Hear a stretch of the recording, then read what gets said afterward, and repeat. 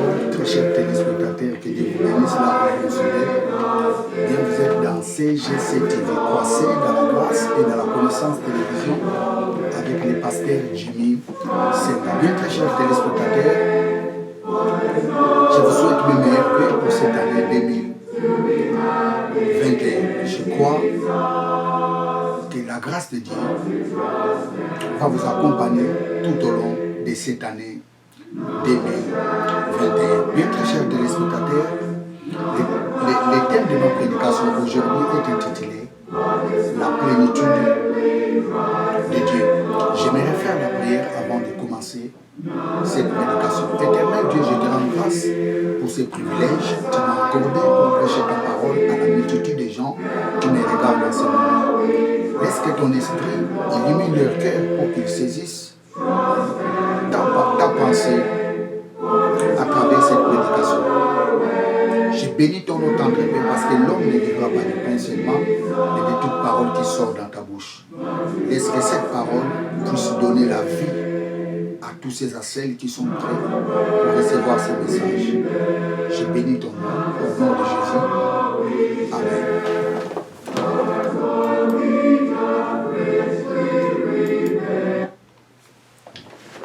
Bien, très chers téléspectateurs, comme je vous ai dit, le thème de cette prédication est intitulé La plénitude de Dieu. Alors, c'est quoi la plénitude de Dieu? La plénitude de Dieu, c'est l'état complet, parfait et infini de Dieu. Vous savez, le potentiel de Dieu est à l'infini. Personne ne peut quantifier les potentiels que Dieu a. Personne ne peut les quantifier. Vous savez, la Bible nous révèle seulement une partie de Dieu.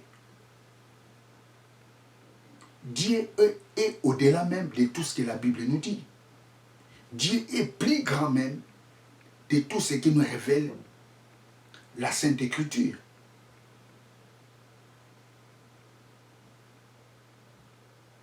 Praise God, hallelujah.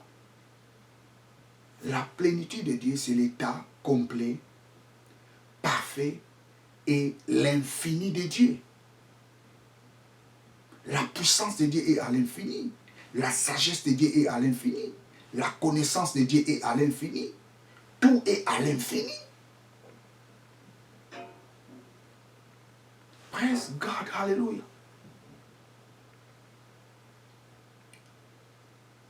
Nous allons lire un passage, c'est dans le livre d'Ésaïe, Ésaïe chapitre 11, verset 2. Ésaïe chapitre 11, verset 2. Ésaïe chapitre 11, verset 2. Que nous dit la Bible? Ésaïe chapitre 11, verset 2. L'Esprit de l'Éternel reposera sur lui, l'Esprit de sagesse, l'Esprit de l'intelligence, l'Esprit de conseil et de force, l'Esprit de connaissance et de crainte de l'Éternel. Ce passage nous parle de Jésus. Vous savez, Jésus était la représentation de Dieu sur la terre. Jésus est l'image de Dieu invisible sur la terre.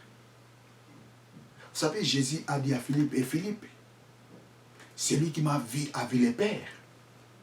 Jésus était l'empreinte de sa personne. Jésus était la présence de Dieu incarné. Et la Bible nous dit, toute la plénitude de Dieu habitait corporellement en lui. Toute la plénitude de Dieu. Et la Bible nous dit, Dieu lui accorda l'esprit sans mesure. Jésus n'avait pas eu l'esprit avec mesure. Tous les prophètes de la Bible ont eu l'esprit avec mesure. Mais Jésus a eu l'esprit sans mesure. Donc toute la plénitude de Dieu était en lui. Praise God, hallelujah. Et que nous dit la Bible ici? l'esprit de sagesse était dans la vie de Jésus. L'esprit de connaissance était en Jésus. L'esprit de force était en Jésus. L'esprit de conseil était en Jésus. L'esprit de crainte de l'Éternel était en Jésus. Tous ces potentiels que le prophète Ésaïe a énumérés ici étaient dans la vie de Jésus. Praise God. Mais aujourd'hui, j'aimerais parler sur l'esprit de sagesse. Parce que l'esprit de sagesse fait partie de la plénitude de Dieu. Il ne faut pas oublier, la plénitude de Dieu est à l'infini. Donc la sagesse de Dieu est à l'infini. Vous savez, la Bible nous dit, Salomon avait de la sagesse. Mais lorsque Jésus était venu, qu'est-ce qu'il a dit? Celui qui est ici est plus grand que Salomon. C'est-à-dire, la sagesse de Jésus était plus grande par rapport à ce que Salomon avait. Salomon avait une mesure de la sagesse. Mais Jésus avait une sagesse infinie de Dieu. Parce qu'à lui habitait toute la plénitude de Dieu. Or, la plénitude de Dieu est à l'infini. Oh, praise God. Alléluia, praise God, alléluia. L'esprit de sagesse. Vous savez,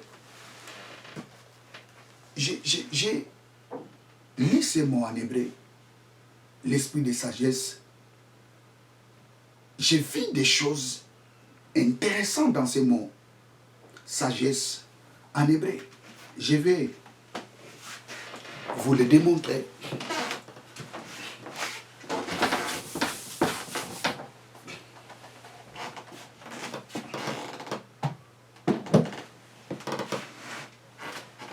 Donc nous avons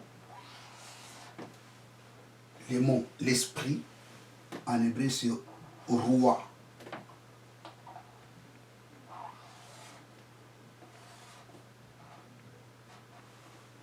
Ruha, ruha, hakma.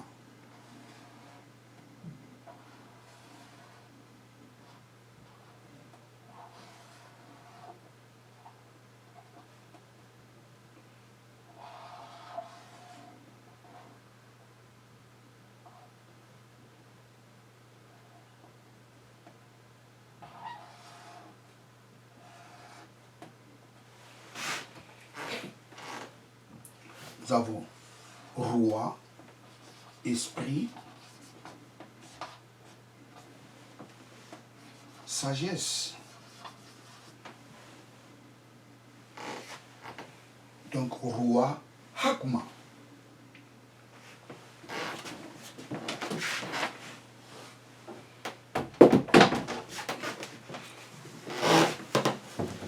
Vous savez, ces mots roi, hakma, les mots sagesse en hébreu a des dimensions, ou je dirais des aspects. Les mots sagesse en hébreu, ça signifie l'habilité ou le savoir-faire. Ça, c'est la première dimension. Et la deuxième dimension, hakma, qui signifie sagesse, ça signifie aussi la capacité de gouverner. Et ce mot hakma, ça signifie aussi l'essence du moral. Ce sont des dimensions de la sagesse. Donc quand quelqu'un a la sagesse, il a les savoir-faire, il a la capacité de gouverner, il a l'essence du moral. C'est ça la signification de ces mots. Hakma, Roi Hakma, l'esprit de sagesse. Écoutez, très chers téléspectateurs, dans la Bible, tous les gens qui avaient l'esprit de sagesse étaient des savants. La Bible nous dit Betsaël, rempli de l'esprit de l'Éternel. Dieu lui a donné la sagesse de faire les œuvres artistiques pour les tabernacles. Tous les œuvres artistiques du tabernacle étaient faits par Betsaël. Pourquoi? Parce que Dieu lui a donné la sagesse. Dieu lui a donné les savoir-faire. Or, avant, Betsaël n'avait pas les savoir-faire. Il n'avait pas ses savoir-faire. Et les jours où Dieu lui a rempli de l'esprit, les jours où Dieu lui a donné l'esprit de sagesse, c'était ces jours-là. Betsaël était devenu savant. Nous allons lire ça. Nous allons lire ça dans Exode 35.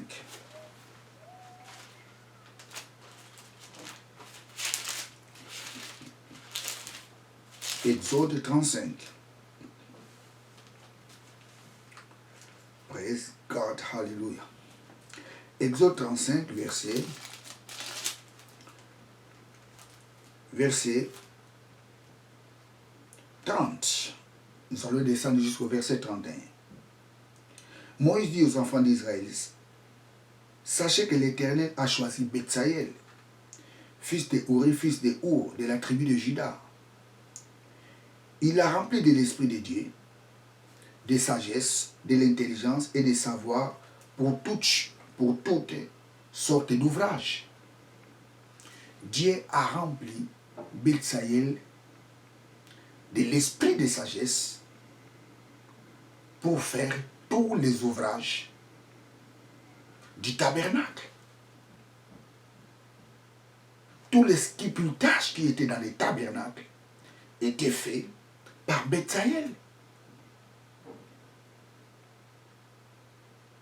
Tous les chérubins qui étaient dans l'arche de l'Éternel, les chérubins en or, les chandeliers, tous ces œuvres artistiques étaient faits par Betsaël.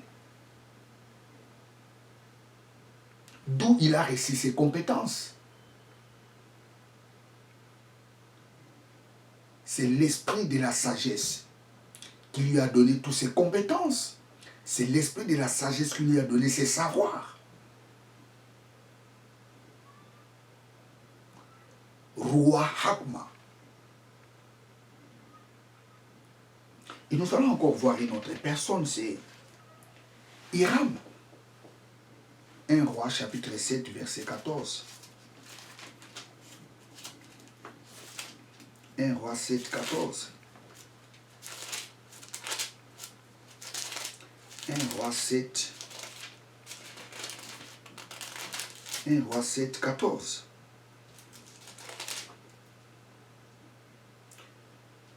Les fils d'une veuve de la tribu de Nephtali, un des pères tyriens qui travaillait sur les reins, Hiram était rempli de sagesse, d'intelligence et de savoir pour faire toutes sortes d'ouvrages, des reins. Il arriva auprès du roi Salomon et il exécuta toutes ses œuvres. Hiram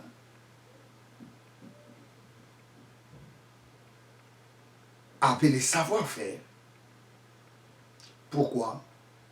Parce qu'il était rempli de l'esprit, de sagesse. L'esprit de sagesse donne à quelqu'un le savoir-faire. L'esprit de sagesse rend quelqu'un professionnel. Écoutez, très chers téléspectateurs, tu peux dire, oh non, moi, je n'arriverai pas à faire cette formation. C'est trop dur pour moi. Je n'arriverai pas à le faire. J'ai dit non, Tu peux le faire. Demande à Dieu l'esprit de la sagesse.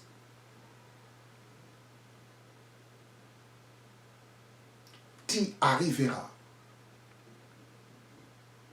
à faire cette formation. Parce que l'esprit de sagesse rend quelqu'un professionnel. Betsaïel, avant,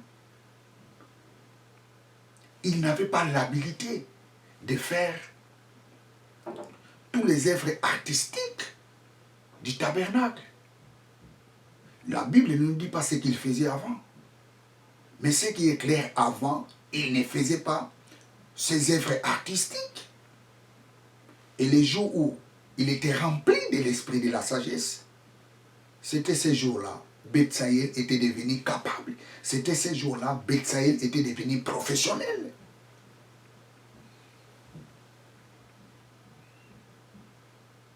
Ne te sous-estime pas.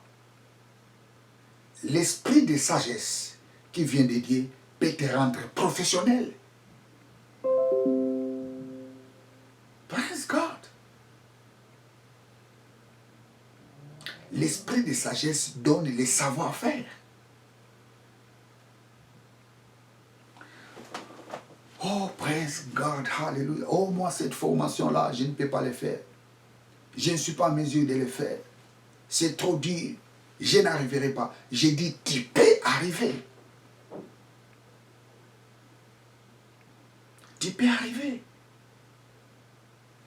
Praise God, hallelujah. L'esprit de sagesse. Roua, Hakma. La sagesse.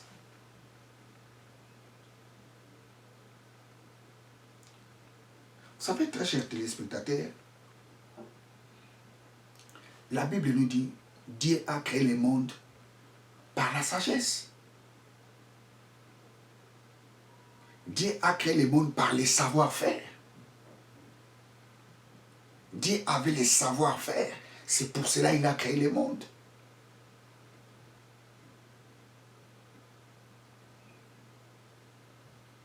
Oh, praise God, hallelujah.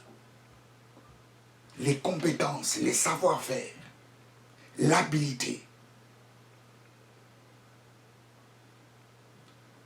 Ça se trouve dans la sagesse. Ça, c'est la première dimension de la sagesse. Et la deuxième dimension de la sagesse, c'est quoi? C'est la capacité de gouverner.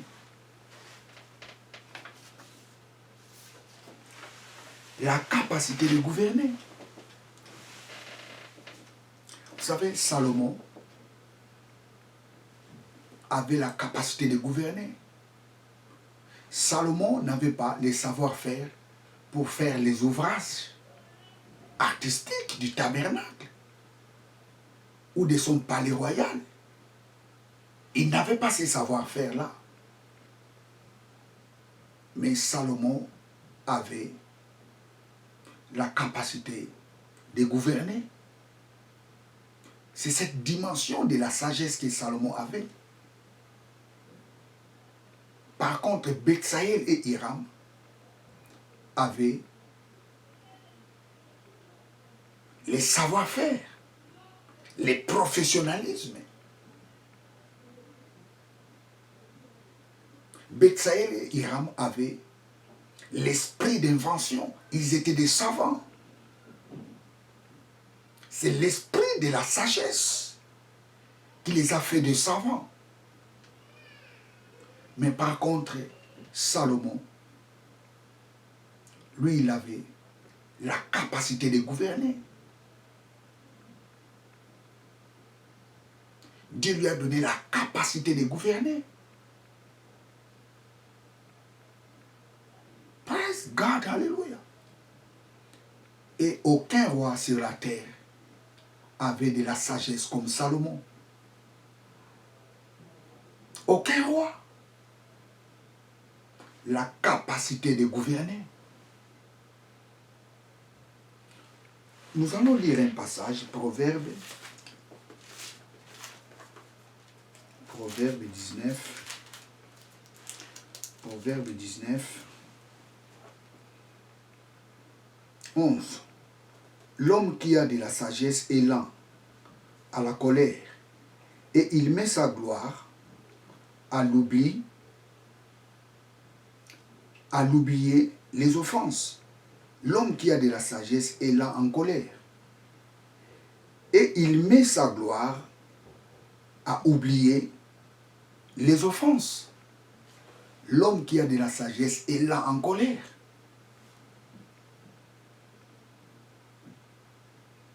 Il oublie les offenses. Il oublie les insultes.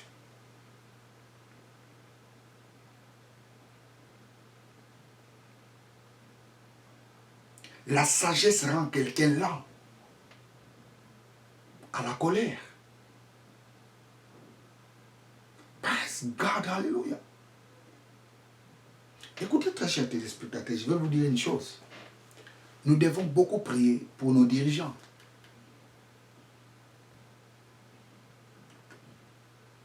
Nous devons beaucoup prier pour eux, pour que Dieu leur donne la sagesse. Pour qu'ils soient lents en colère. Pour qu'ils ne prennent pas de décisions à la hâte. Nous devons beaucoup prier pour eux, pour que Dieu leur donne la sagesse. Parce qu'on ne gouverne pas les pays par l'intelligence. Ce n'est pas les diplômes qui gouvernent les pays. C'est la sagesse qui gouverne les pays. Oh non, moi j'ai 2 doctorats, j'ai 4 doctorats. J'ai fait beaucoup d'études. Ce n'est pas l'intelligence qui fait que l'homme soit un bon président. Non, c'est la sagesse. Or, la sagesse, on ne l'apprend pas à l'école. La sagesse est un don de Dieu. L'intelligence, tu peux les prendre à l'école. Mais la sagesse, c'est Dieu qui les donne. Ou bien tu peux apprendre la sagesse devant un homme de Dieu. Parce que la bouche de l'homme de Dieu sort la sagesse de Dieu. Praise God, hallelujah. Salomon avait la capacité de gouverner. Et c'est cette capacité-là, nos dirigeants ont besoin. Ils ont besoin d'avoir ces capacités de gouverner. La Bible nous dit, nous allons lire ça 1 Timothée, pour clôturer 1 Timothée chapitre 2. 1 Timothée.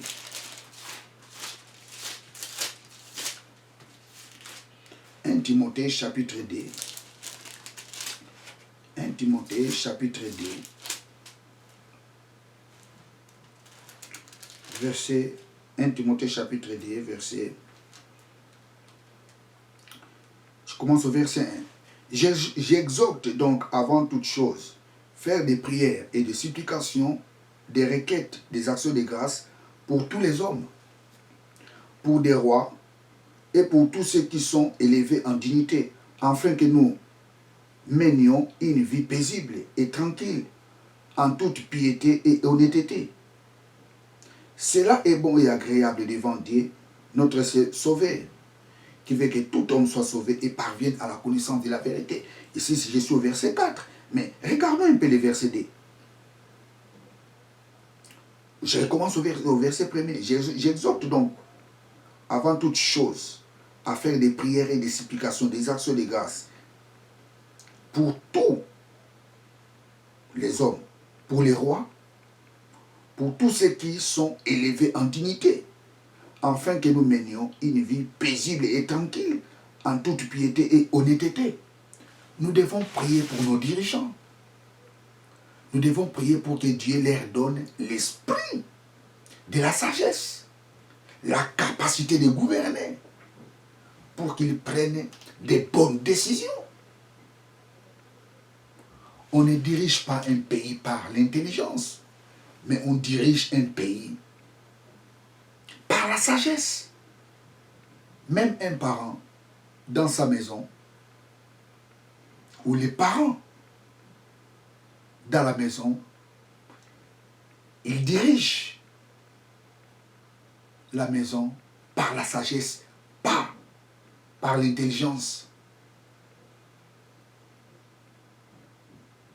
C'est la sagesse qui bâtit une maison.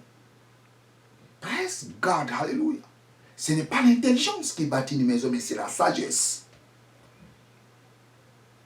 Tu as besoin de la sagesse. Tu veux faire une formation, tu te sens incapable de le faire. J'ai dit, tu as besoin de la sagesse de Dieu. Tu veux être un bon gouverneur. Tu veux être un bon patron. Tu veux être un bon dirigeant. Tu as besoin de la sagesse. Praise God, hallelujah. Qu'est-ce que nous dit la Bible? Nous allons lire ça, c'est dans l'épître de Jacques. Jacques chapitre 1er, verset 5. Jacques chapitre 1er, verset 5. Jacques. Hébreu et puis Jacques. Jacques chapitre 1er. Verset, si quelqu'un d'entre vous manque de sagesse, qu'il demande à Dieu. Si quelqu'un parmi vous manque de sagesse, qu'il demande à Dieu.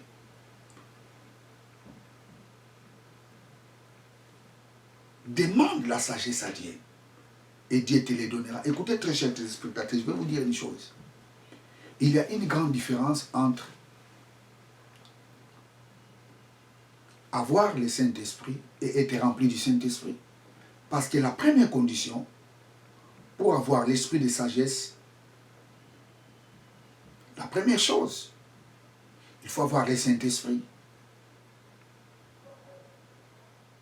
Or, on reçoit le Saint-Esprit les jours où on accepte Jésus-Christ comme Seigneur et Sauveur. Si tu as accepté Jésus-Christ dans ta vie comme ton Seigneur et ton Sauveur,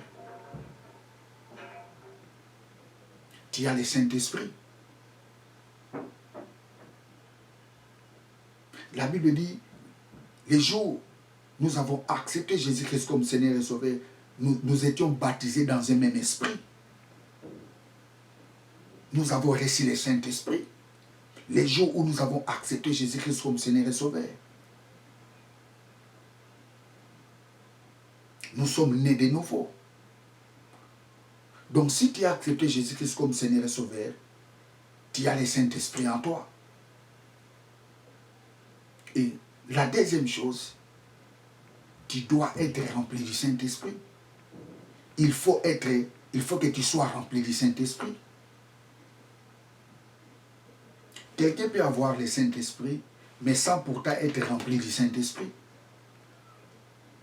La Bible nous dit, soyez remplis du Saint-Esprit.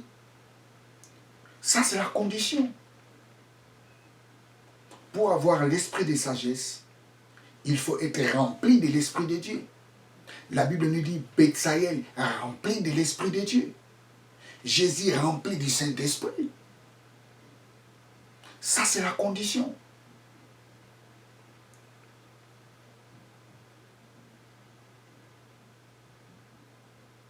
Il faut être rempli du Saint-Esprit.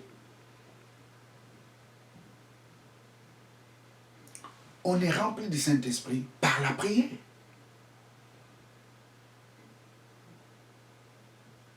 Par la prière, tu peux être rempli du Saint-Esprit. Par la louange, en chantant, tu peux être rempli du Saint-Esprit. Nous avons besoin d'être remplis du Saint-Esprit chaque jour.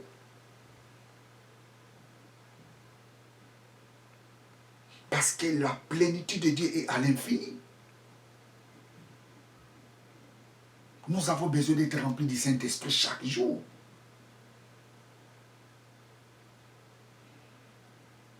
Demande la sagesse à Dieu. Il te les donnera. Demande-lui la sagesse. Il te les donnera.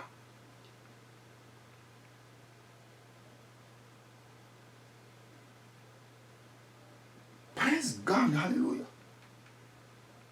C'est par la prière.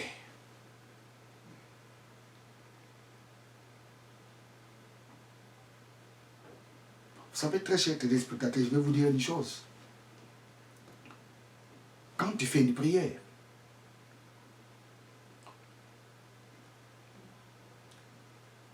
il ne faut pas chaque fois répéter la même prière.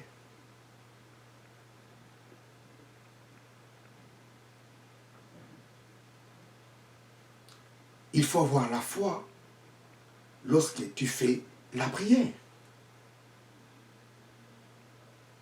La Bible nous dit tout ce que vous demanderez en priant, croyez que vous l'avez reçu. C'est-à-dire quand tu demandes, lorsque tu dis Amen, tu dois croire que tu as reçu la chose. Si tu as reçu la chose, les jours suivants, il ne faut plus répéter la même prière. Si tu répètes la même prière, c'est que tu as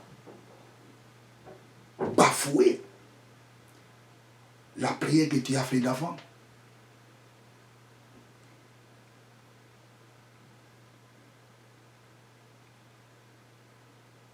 C'est très important, très cher téléspectateurs.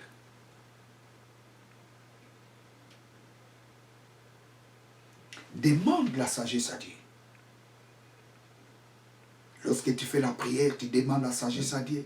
Quand tu dis Amen, ne demande plus à Dieu la sagesse. À la place de demander